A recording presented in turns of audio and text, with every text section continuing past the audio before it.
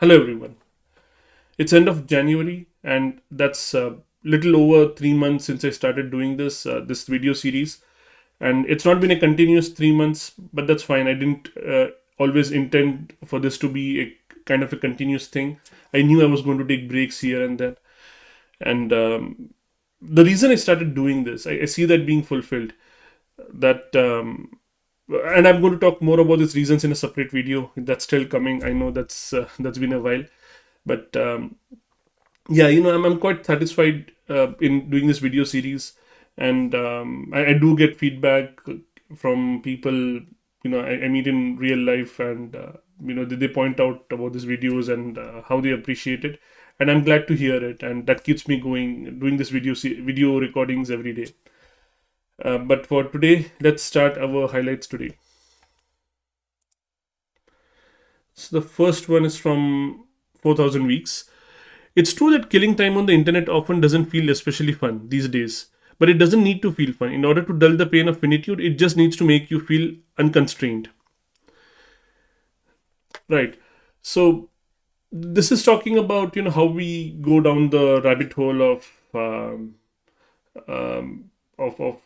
activities such as browsing the internet. We sometimes feel lost. It may not necessarily feel fun, but it is unconstrained. You keep scrolling up and there are more items waiting for you at the bottom of the screen. There is no bottom anymore, it's infinite scroll, and there is always a link to follow, one link after another, and multiple tabs open, and it's it's enough that it's just unconstrained. It doesn't have to feel fun for us to like the highlight says, in order to dull the pain of finitude, we need something unconstrained like internet or any of these addictive for example, games that we have, really addictive games that just can't seem to put down. It just has to feel unconstrained. It does not even have to be fun. That's how our minds work. Let's move on. Remote not distant. Tata Motors, the Indian automotive company, believes that mistakes are gold mines. Ratan Tata, former chair of the Tata Group, created a prize for the best failed idea called Dare to Try. Um, I think pretty straightforward. I don't really need to say much over here. Um, I do agree. Mistakes are gold mines. You learn a lot from failure, from success, not so much. I think this is from a movie, some movie. I'm forgetting which one. And I agree. It's not like you don't celebrate your successes. Of course, when you succeed, you do celebrate that. But failure, it's not nothing to be ashamed of. Anyway, I think this is nothing new. It's kind of it's not new that failures are to be celebrated. So let's move on. Okay, it's a supplemental highlight. What's coming will come, and we'll meet it when it does. Yeah, it's.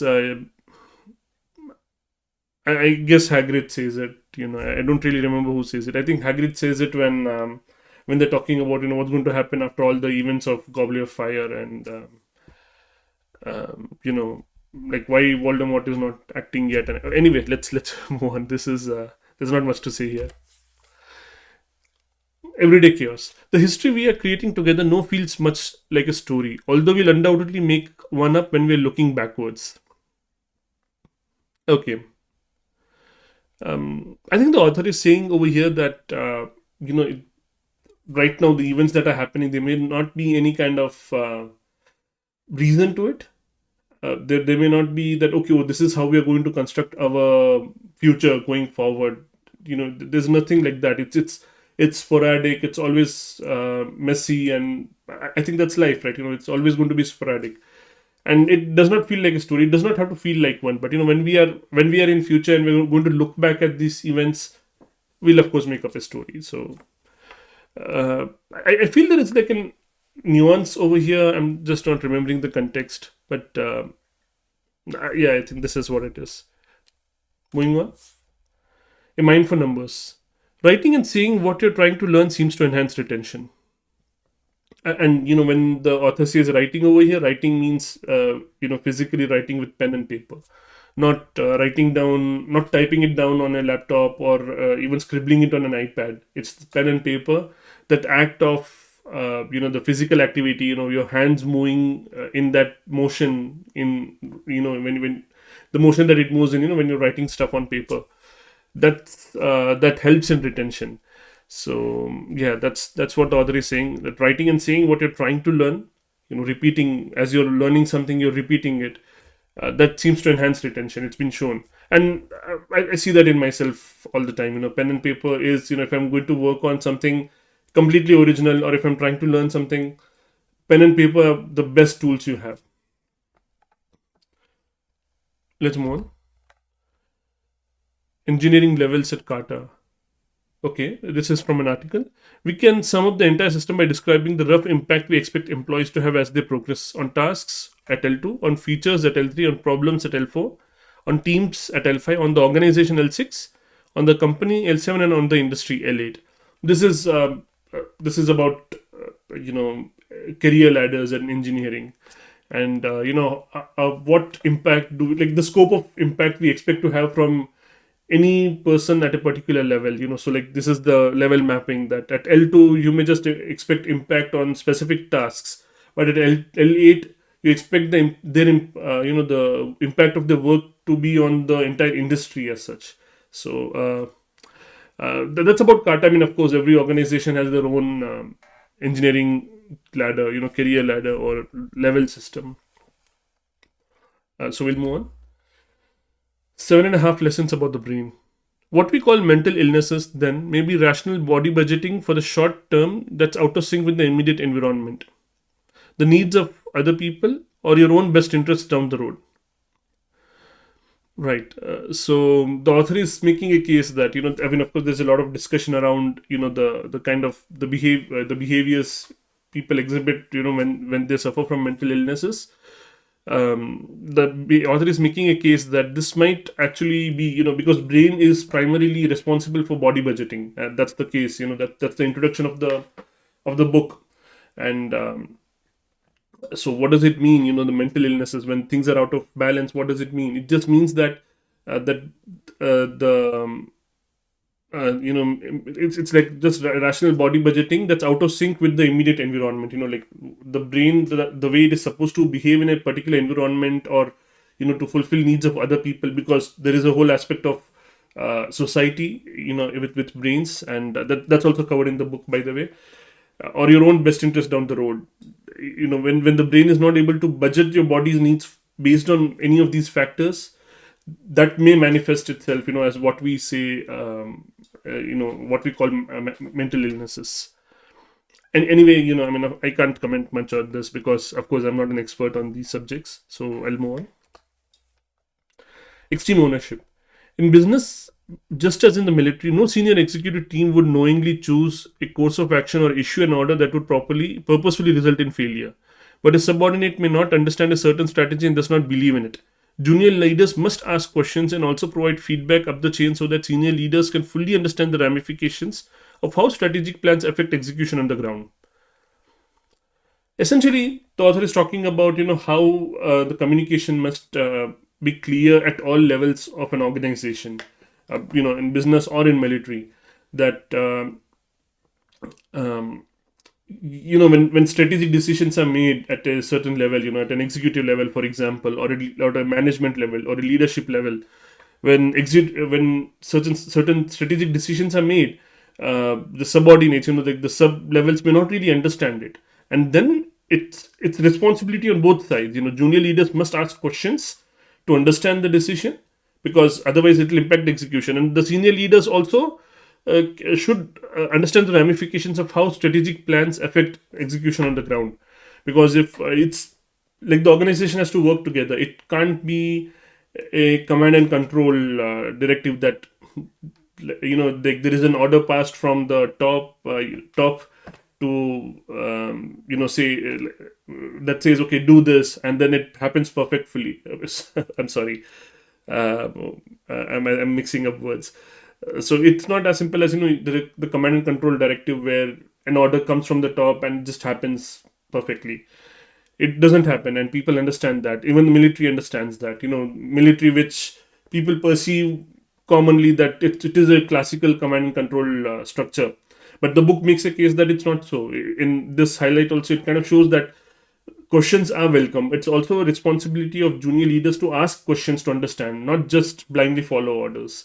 And it's on senior leaders to communicate with clarity. It's not mentioned in this highlight, but in other parts of the book where they talk about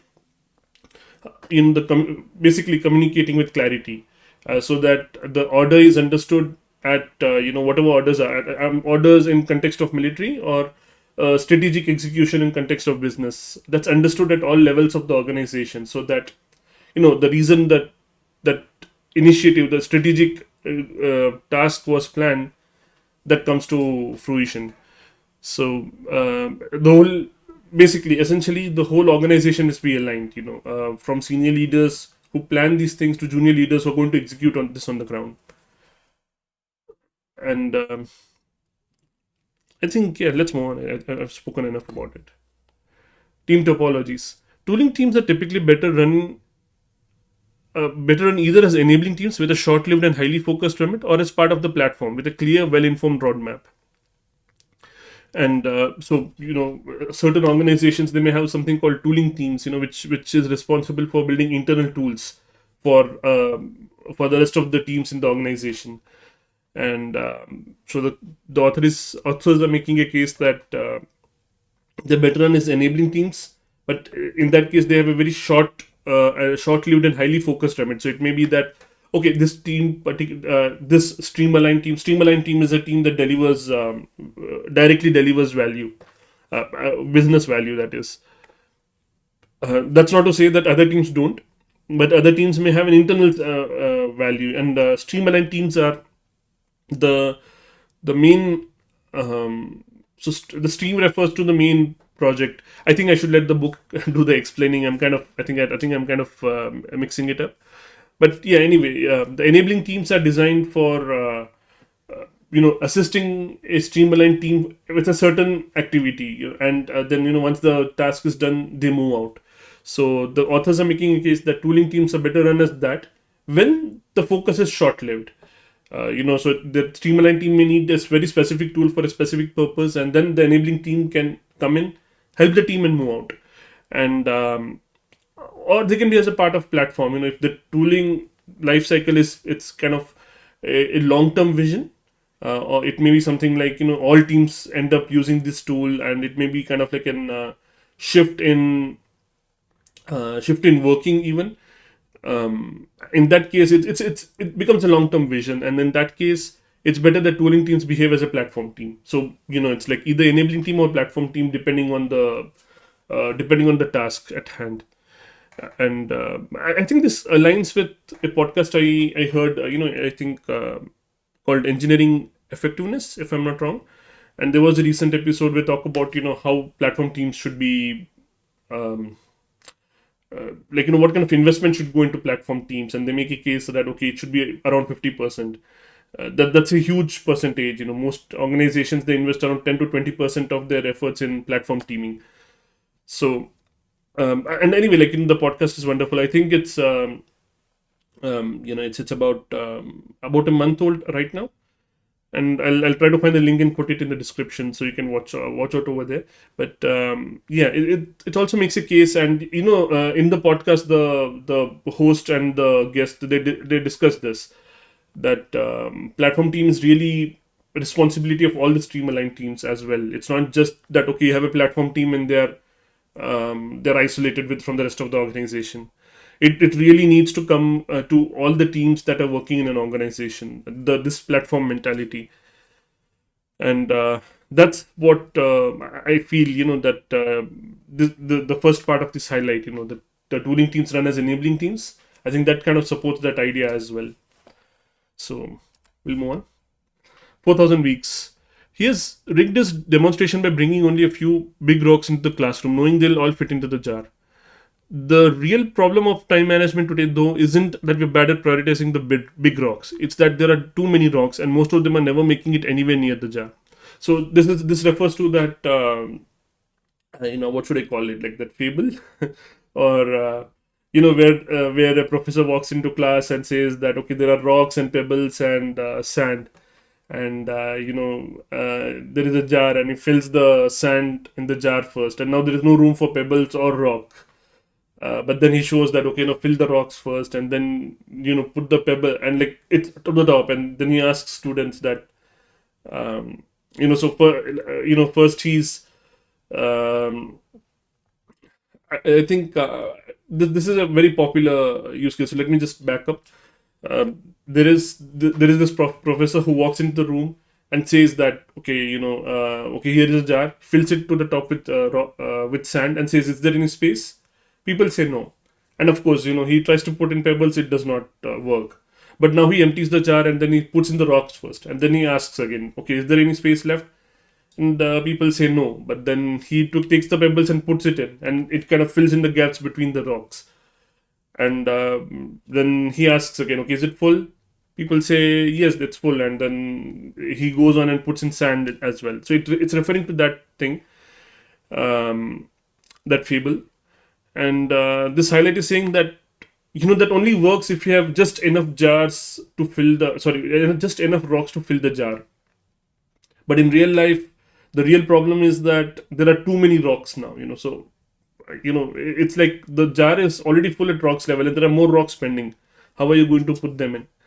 And this is where the book starts, and then it starts talking about um, sorry, it starts talking about, like really the time management aspect of the book, the subject of the book itself, which I'm not going to go into right now. And I think, like I've written in my notes as well, that this I think this very same example was in Effortless as well. Well, anyway, let's move on, and that's actually the end of it today. So it was a little longer than my usual, at 17 minutes almost. So I'm just going to say goodbye for now. Thank you for watching. Bye.